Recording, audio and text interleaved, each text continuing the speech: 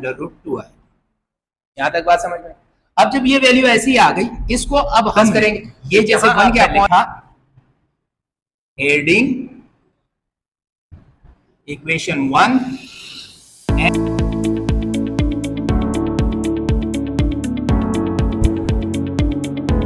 अस्सलाम वालेकुम, Umar online academy में खुशामदीद। फरीद के साथ आज बेटा हम लोग ने कल कॉम्प्लेक्स नंबर के क्वेश्चन किए थे जो 2024 में आए थे। आज हम करेंगे उसके अगले एक्सरसाइज के क्वेश्चन नंबर 3 और क्वेश्चन नंबर 4 को आज हम सॉल्व करेंगे, और क्वेश्चन नंबर 5 को मैं जान की शॉर्ट वीडियो बनाता हूं ताकि आपको समझ में आए वो कैसे होते हैं। सही, तो आज हम अगले सवाल की तरफ जाते हैं और उसको देखते हैं, उसको भी आप करने का तरीका सीखें। सबसे पहले मैं आपको वो आसान क्वेश्चन कराऊंगा जिसमें सिर्फ आपकी प्रैक्टिस जरूरी होती है। जब थोड़ी सी प्रैक्टिस करेंगे इंशाल्लाह आपके अच्छे से अच्छे मार्क्स आ जाएंगे। तो आइए शुरू करते हैं। ये क्वेश्चन नंबर 4 है आपके 2024 पास पेपर का। ये आपके एक्सरसाइज 3.4 से लिया गया है। कैसे सॉल्व करते हैं आइए देखें। आपसे पूछता है कि x की कीमत अगर ये होगी 3 - 2√2, सही है, तो फाइंड करें x² + 1/x² की वैल्यू आपने मालूम करनी। तो कैसे मालूम करनी है इसको अब हम शुरू करते हैं। देखो आपको x की कीमत दी गई है, x = 3 - 2√2, ये सवाल आपको दिया है। तो सबसे पहले हम क्या करेंगे, 1/x मालूम करेंगे। सही, तो आपने यहां पे लिखा कि भाई रेसिप्रोकल ऑफ x इज क्या हो जाएगा, 1/x। जाहिर है जब x को 1/x करेंगे तो ये वाली वैल्यू भी 1/3 - 2√2 है। यहां तक बात समझ में? अब जब ये वैल्यू ऐसी आ गई, इसको अब हमने ये जैसे 1 के अपॉन में आ रही है, सही, इसको हमने ये डिनोमिनेटर में वैल्यू आ रही है और डिनोमिनेटर में सिर्फ 1 आ रहा है, तो हमने ये डिनोमिनेटर को खत्म करना है। कैसे करेंगे इसको हम करेंगे टेकिंग कंजुगेट के तरीके से।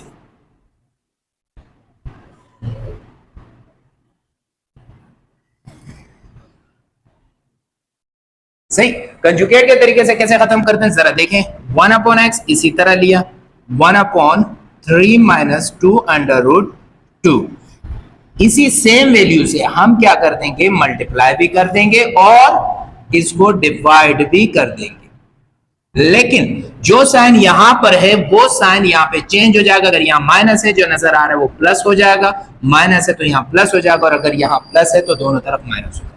अब मैथ के रूल के मुताबिक अगर इन दोनों को काटो तो 1 ही आता है। हमने कोई एक्स्ट्रा काम नहीं किया क्योंकि इन दोनों को काटने से 1 आता है। जिस चीज से हमने इसको मल्टीप्लाई किया उस चीज से हमने डिवाइड किया। जैसे जिस चीज से हम प्लस करते हैं उसी चीज से माइनस भी करते हैं ताकि वो 0 आए और मल्टीप्लाई और डिवीजन में फिर 1 आ जाए।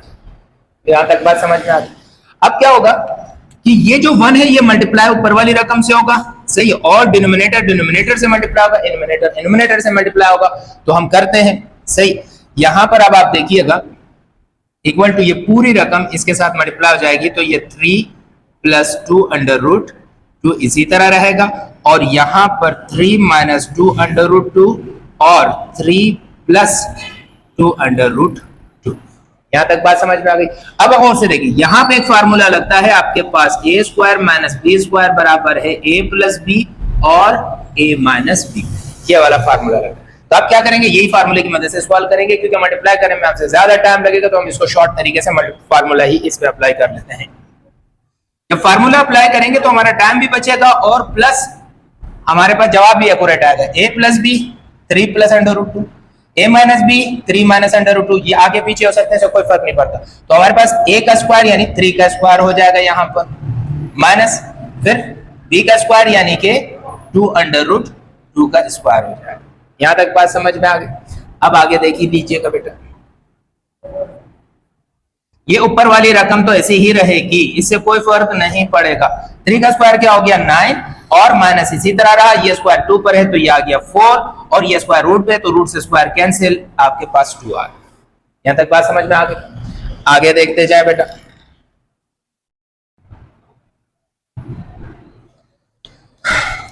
हमने क्या किया, 4 को 2 से मल्टीप्लाई कर देंगे तो आपके पास 1/x की वैल्यू आ जाएगी 3 + 2√2/9 - 8। क्यों, 4 × 2 = 8। तो ये हमारे पास आ जाएगा 1/x = क्योंकि जब हम ये लिखते हैं 3 + 2√2 तो 9 में से 8 निकला 1, तो 1 हम लिखते ही नहीं है, शो नहीं करते।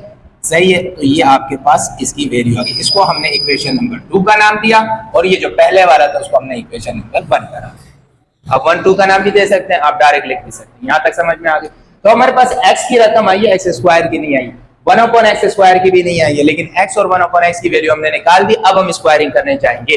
स्क्वायरिंग करने से पहले इनके दरमियान प्लस है तो हम प्लस को हल करेंगे। पहले सबसे पहले इन दोनों को प्लस करेंगे।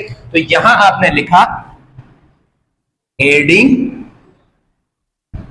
इक्वेशन 1 एंड इक्वेशन 2, दोनों को ऐड कर देंगे।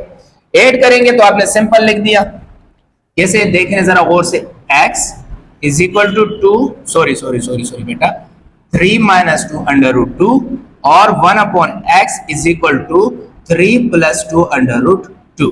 जब हम इनको ऐड करने जाते हैं तो क्या हो जाएगा, x प्लस 1/x हो जाएगा और ये माइनस का ये प्लस का कट जाएगा। 3 और 3 कितने हो गए, 6। यहां तक बात समझ में आ गई, कोई मसला तो नहीं। अब मेरे पास x प्लस 1/x की वैल्यू आ गई, लेकिन मुझे x square plus 1/x square की वैल्यू चाहिए। तो मैं क्या करूंगा, यहां पे लिखूंगा स्क्वायरिंग बोथ साइड्स। सही। अब आपने लिख दिया स्क्वायरिंग, तो x प्लस 1/x का होल स्क्वायर हो जाएगा और 6 का होल स्क्वायर हो जाएगा। अब जब ये स्क्वायर हो गया तो यहां पर आप गौर से देखिएगा, a प्लस बी का होल स्क्वायर वाला फार्मूला लग रहा है। तो यहां आपने a प्लस बी का होल स्क्वायर वाला फार्मूला लगाया, जो a square plus 2ab plus B square के बराबर है।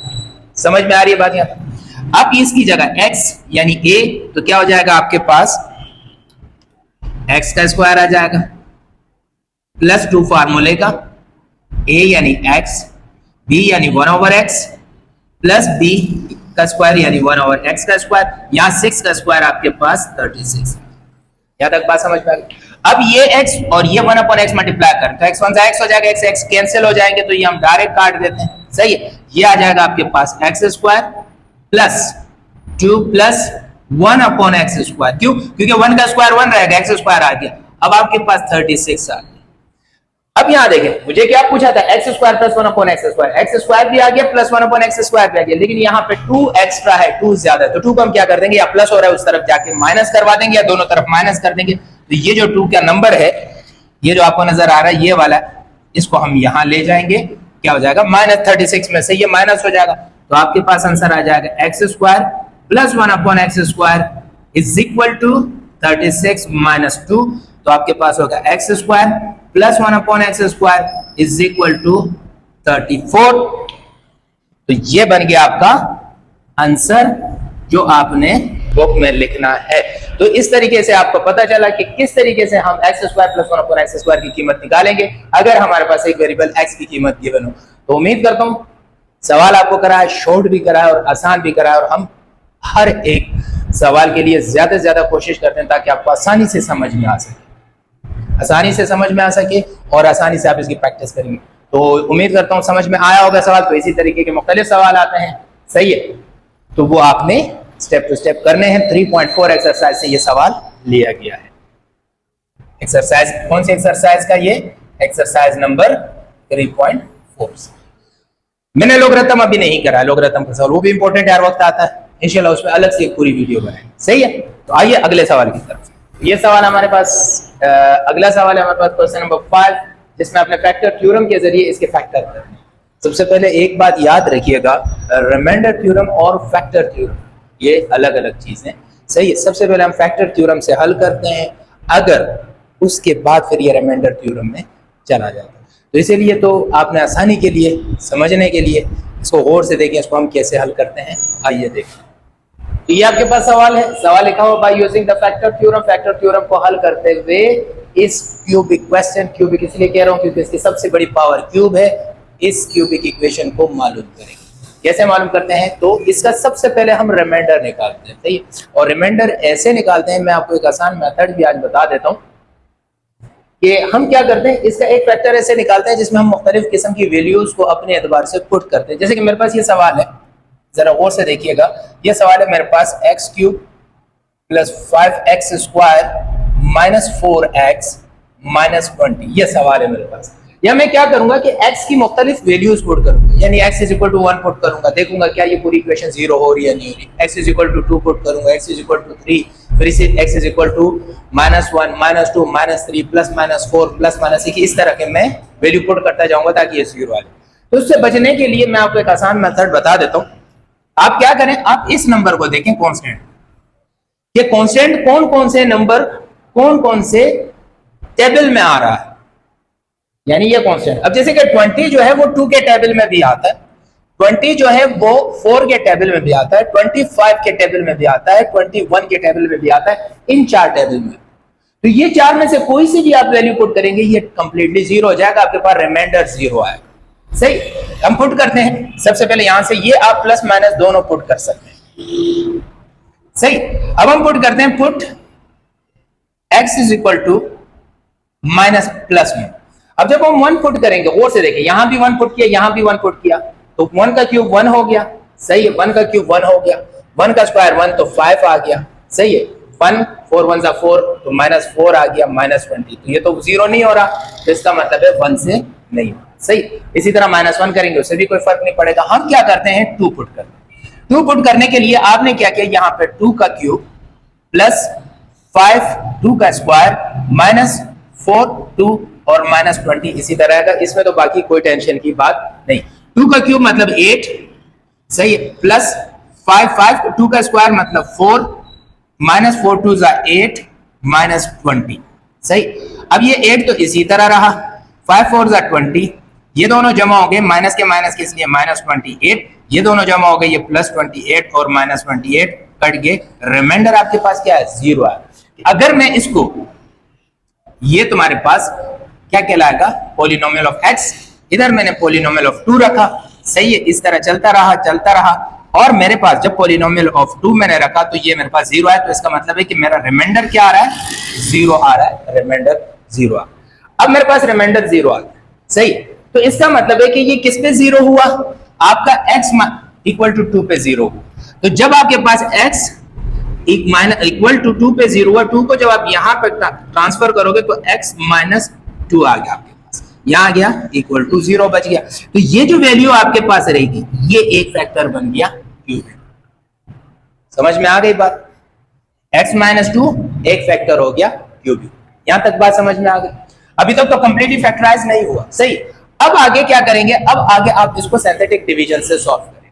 किससे, सिंथेटिक डिवीजन से। कैसे करते हैं, सही, आपने लिखा बाय सिंथेटिक डिवीजन। सही, सिंथेटिक डिवीजन में क्या करते हैं, ये जो आपके पास पूरी इक्वेशन दी हुई है, इनके सामने यानी इनके जो कोफिशिएंट होंगे, यहां पे जो भी नंबर होंगे उनको यहां लिखेंगे। अब यहां कोई नंबर नहीं है तो इसका मतलब है 1 होगा। सही है, तो आपने वो नंबर लिख लिया 1। उसके बाद साइन के साथ दूसरे टर्म में क्या है, कांस्टेंट नंबर 5, तीसरे टर्म में क्या है, कांस्टेंट नंबर 4, चौथे में क्या है आपके पास 1, तो ये रो 1 कहलाएगा आपके पास। यहां तक बात समझ में आ गई। अब सिंथेटिक डिवीजन इस तरह होता है, इस तरह लाइन खींच जाएंगे आप। सही, अब इसको हल कैसे करेंगे, जो यहां पे पहला फैक्टर आपके पास आता है कि x इज इक्वल टू 2, तो इस 2 से इसको अब आप हल करेंगे। इस 2 को आपने यहां लिख लिया, तो अब समझ में आया ये 2 कहां से आया, 2 हमने रिमाइंडर थ्योरम की मदद से निकाला, यानी यहां पे हमने मुख्तलिफ वैल्यू पुट करनी थी, 2 पे आ गया, मैंने आपको तरीका बता दिया, तो ये 2 आ गया। तो इस 2 से अब इस इक्वेशन के सिर्फ कोफिशिएंट लेके इस 2 के जरिए इसकी सिंथेटिक डिवीजन हल कर लोगे, इसमें से रिमाइंडर निकालोगे तो ये खुद बहुत आपका क्यूबिक इक्वेशन जो है स्क्वायर में कन्वर्ट हो जाएगी, स्क्वायर इक्वेशन में, यानी क्वाड्रेटिक इक्वेशन। अब सिंथेटिक डिवीजन का काम क्या है, ये जो पहला रकम होता है ये डायरेक्ट नीचे आ जाता है। सही, ये यहां पे आप 0 भी लिख सकते हो, ये पहला रकम डायरेक्ट नीचे आ जाता है। अब क्या करेंगे, इस रकम को इस कांस्टेंट के साथ मल्टीप्लाई करेंगे, 1 2 2। यहां तक बात समझ में आ गई।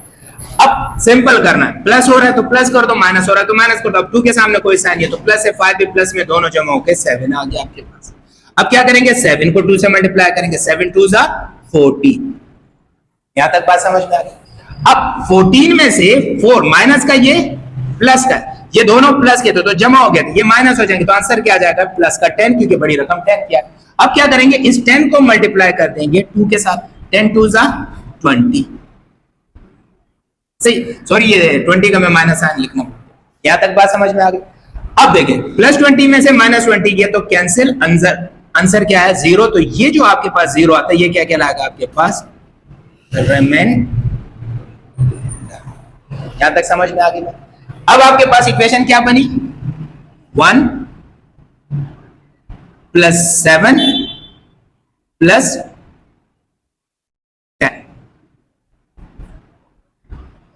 सही, अब यहां पर x रखना शुरू करो। सही, तो x की दो तरीके होते हैं कि सबसे पहला x की पावर 0, यहां से आपने शुरू करना, फिर x की पावर 1, फिर x की पावर 2। सही, क्योंकि किसी भी चीज की पावर 0 आ जाती है वो 1 होता है, तो इसलिए हम x की पावर 0 को नहीं लिखते। अब आपके पास ये एक्सप्रेशन बन गई, ये पॉलिनोमियल क्वाड्रेटिक एक्सप्रेशन बन गई 7x + 10। यहां तक बात समझ में क्लियर है। अब आपके पास इस क्वाड्रेटिक इक्वेशन के दो फैक्टर बन गए, एक फैक्टर आपके पास ये बन गया और एक फैक्टर आपने शुरू में देखा था x - 2 बन गया। यहां तक समझ में आ गया। तो अब आपके पास इसके दो फैक्टर px इस इक्वेशन के दो बन। अगर ये मजीद फैक्टर हो रहा है तो इसको फैक्टराइज करना पड़ेगा। कैसे फैक्टराइज करते हैं वो भी आपको बता देते हैं। ये जो लास्ट वाली रकम है इसके स्क्वायर वाले वेरिएबल के कोएफिशिएंट से मल्टीप्लाई करते हैं, 10 1 10। सही, अब ये आपके पास 10 आ गया। अब ये 7 के ऐसे टुकड़े बनाते हैं कि जिसको मल्टीप्लाई करने से 10 आए और प्लस माइनस करने से 7 आए। तो इसका असल हल आपको ये बताता हूं कि 10 को आप डायरेक्ट फैक्टर का तो एलसीएम क्या है, 2 से किया 5 आया, 5 से किया 1 आया, तो 2 × 5 = 10, 2 + 5 = 7 आ रहा है। समझ में आ रही है बात। अब आपके पास ये फैक्टर x - 2 तो बन गया, इसकी जगह आपने x² + 7x की जगह आपने लिख दिया 2x + 5x + 10 लिख सकते हैं ना, क्योंकि 2x और 5x कितने हो जाएंगे 7x हो जाएंगे। यहां तक क्लियर हो गया। अच्छा, हमेशा ये याद रखना 2 5 10 प्लस प्लस प्लस, ये दो बातें आपने याद रखनी। और तीसरी बात 2 और 5 कितने होते हैं 7। ये तीन बातें प्रूफ है, तो इसका मतलब है आपने सही फैक्टराइजेशन किया। अगली चीज x - 2, इन दोनों में क्या कॉमन है, x कॉमन है, तो क्या आ जाएगा x + 2। इन दोनों में क्या कॉमन है, कुछ नहीं, तो 5 कॉमन है। सही, क्योंकि 5 1 5 5 2 10, तो आपके पास x + 2 सॉरी x - 2। सही, x + 2 कॉमन निकला और x + 5 कॉमन निकला। तो इस तरह हमने क्यूबिक इक्वेशन हमारे पास जो थी x³ + 5x² - 4x - 20 factor is ये बन गया आपके पास। तो ये आपका हो गया आंसर। तो उम्मीद करता हूं